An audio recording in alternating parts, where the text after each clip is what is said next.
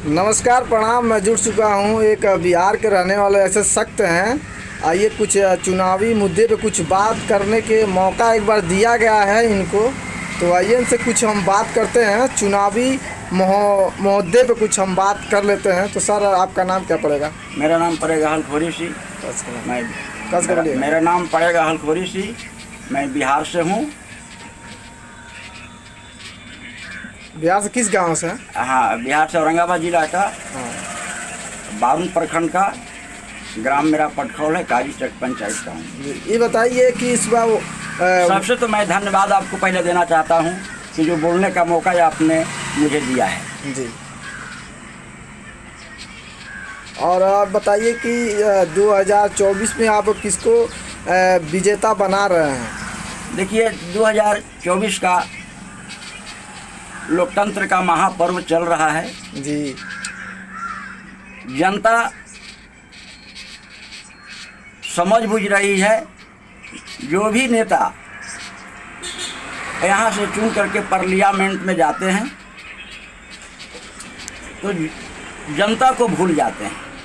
सब गरीबों के लिए क्या कहना चाहते हैं आप, ये बताइए। गरीब के लिए कहना चाहते हैं कि 5 किलो अनाज देकर हमारी सरकार भुलाना चाहती है। किसानों को 6,000 रुपया दे करके भुला रही है। तो सोचना चाहिए हमारे माननीय नेताजी को कि क्या इससे पेट भर सकता है, और जब पेट नहीं भर सकता है तो मानव जीवन कैसे चलेगा। यहाँ से गरीबों की बात करते हैं।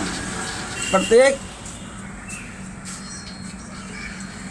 इलेक्शन में आते हैं और गरीब के बड़े बड़े बात करते हैं, और जब यहाँ से चले जाते हैं पार्लियामेंट में तो केवल और केवल अपने लिए ही सोचते हैं।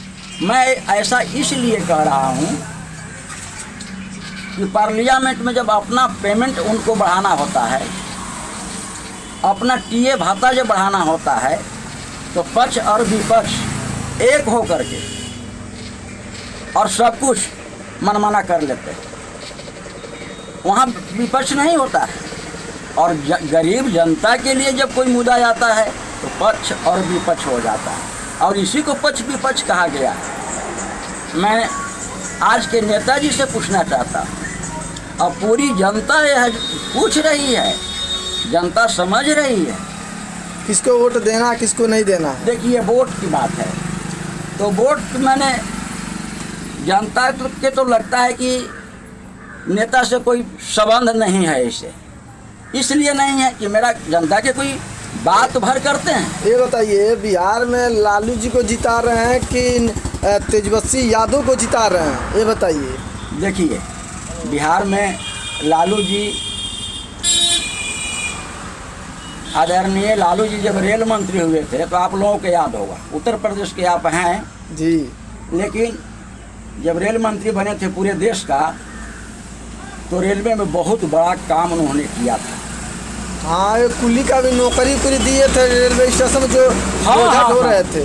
हाँ, कुल्ली जो कपार पर बोझ बेचारा ढोता था, 10-20 रुपया कमाता था, सबों को सरकारी नौकरी दे दी। और इतना ही नहीं, गरीबों को एक स्थान से दूसरे स्थान जाने के लिए भाड़ा में बहुत बड़ा कटौती किए थे। और इसके बाद आज तक मैं क्या, आप लोग भी जानते होंगे, किसी भी रेल मंत्री, माननीय रेल मंत्री जी ने ऐसा नहीं किया।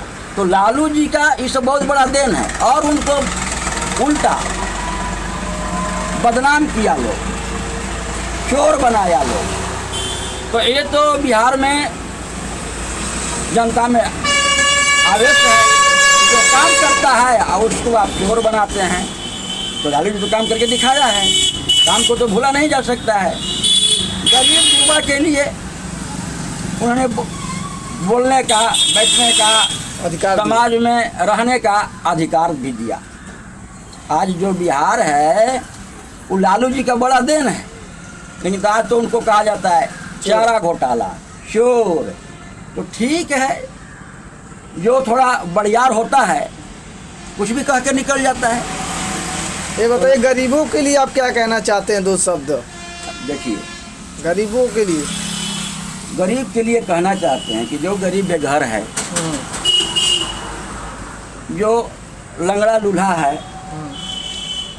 तो सरकार उनको ईमानदारी से मदद करे, पढ़ाई लिखाई में बच्चों का योगदान दे। आप ये बताइए, शिक्षा पर 18% GST बढ़ चुका है, इस पर क्या कहना चाहते हैं आप? अब GST के लिए तो सब कोई समझते हैं। आप मान लीजिए GST बढ़ गया तो गरीब परिवार का बच्चा कैसे पढ़ेगा बढ़िया स्कूल में, इस पे क्या राय दे सकते हैं? देखिए, शिक्षा का दोहरी नीति चल रहा है। गरीब के बच्चा सरकारी स्कूल में भेजे जाते हैं, सरकारी स्कूल बनाया गया है, शिक्षक भी वहाँ हैं, उपलब्ध हैं, और सरकारी स्कूल में बढ़िया पढ़ाई नहीं किया जाता है, क्यों? हाँ, इसलिए नहीं किया जाता है कि जब सरकार ही सुस्त रहती है तो उनके कर्मचारी क्या क्या करेंगे। तो समझते हैं कि जब सरकारी सुस्त है तो मेरा तो बस पेमेंट बन गया, काम हो गया, लड़का पढ़े ना पढ़े, तो गरीब का लड़का है, उसको तो लोग चाहते हैं कि नहीं पढ़े, पढ़ाई के नाम पर चाहते हैं कि लोग नहीं पढ़े। देखिए, वहाँ खाना भोजन का उपलब्ध कराया जा रहा है, तो खाना भोजन से पढ़ाई नहीं होगा, दिन भर समय भी जाता है उनको खाना भोजन में।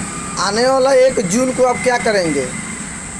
1 जून में, हाँ, 1 जून को क्या करेंगे? जो वोट देना है, किसको आप देंगे, किसको नहीं देंगे, इसके बारे में बोलिए। देखिए, वोटिंग हम तो कहें कि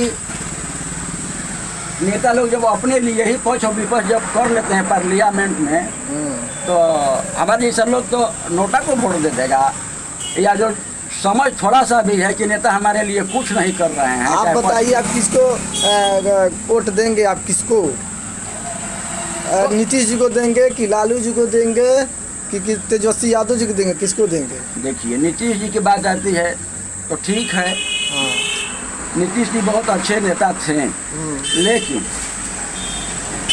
जनता जब चुन करके भेजती है, इस राजतंत्र में कहा गया है कि जनता मालिक है, लेकिन ये कहने मात्र रह गया है। और वहाँ जा करके किस दल में चले जाएंगे, कहाँ चले जाएंगे अपने स्वार्थ साधने के लिए, तो इसे जनता बहुत दुखी है। बहुत बहुत धन्यवाद जो हमारे चैनल पे बिहार के जनता ने आकर के हमारे चैनल पे इंटरव्यू दी है, और इनको हमारे दिल से बहुत बहुत नमस्कार और प्रणाम है, जो बिहार से चल कर आए हुए हैं और हमारे चैनल पे थोड़ा बातें करने का मौका दिए गए। और पैर छू के नमस्कार है भैया का कि जो आने वाला 1 जून को अपना वोट समझ बूझ के खुद दे देंगे। इनको क्या करना है और कैसे करना है अभी खुद ही जानेंगे। तो अपने बातों को यहीं पे भी अपने बातों को विलोम करते हुए इस चैनल को बस यहीं पे रोकते हैं। तो और कुछ कहना चाहते हैं? धन्यवाद अंकुर शर्मा जी। और क्या कहना चाहते हैं? बिहार से तो हैं, तो बिहार के तो बाखूबी जानते ही हैं, है ना। वहाँ अभी जो चुनाव चल रही है, ज़्यादातर जनता का मुद्दा है। काराकाट से जो चुनाव पवन सिंह लड़ रहे हैं, निर्दल कहा जा रहा है, उस पर कुछ मुद्दा लेकर कुछ बात करेंगे। ठीक है। काराकाट जिला से पवन सिंह निर्दल लड़ रहे हैं और लोग के कहना है कि भाजपा के पीछे से सपोर्ट है उनका, मोदी जी की हाथ है उनके पीछे पे। तो इस पर क्या राय कुछ देना चाहते हैं या नहीं? निर्दल का क्या फ़ायदा होता है और पार्टियों में मिलकर काम किया जाता है, उसका क्या फ़ायदा, इसके बारे में कुछ बोलेंगे? ठीक है, बहुत बढ़िया बात आपने कहा।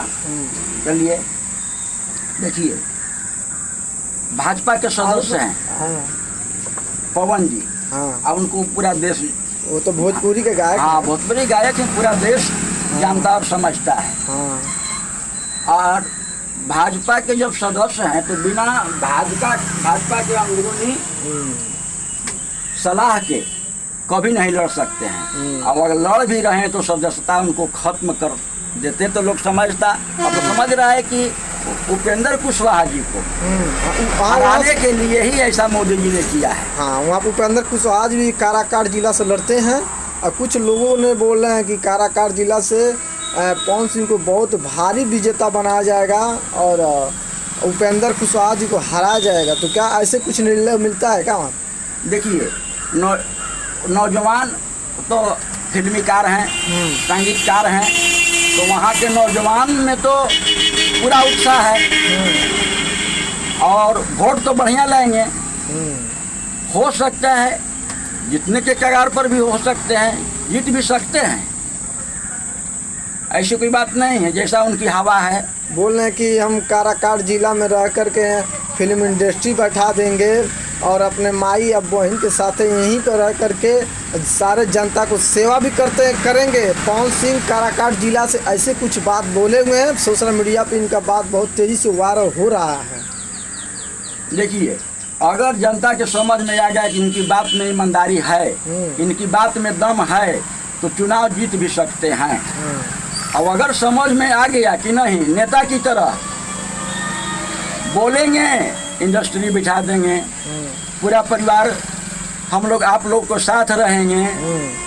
लेकिन नेता से बोलते लेकिन करते नहीं, जीत के चले जाते हैं। हाँ, यहीं पर जो है ना त्रुटि होता है। अच्छा। हाँ, कि नेता की तरह अगर समझ गया लोग कि नहीं नेतागिरी कर रहे हैं, तो यहाँ तो जैसे कि समस्या खड़ा हो जाएगा, विश्वास समाप्त हो जाएगी।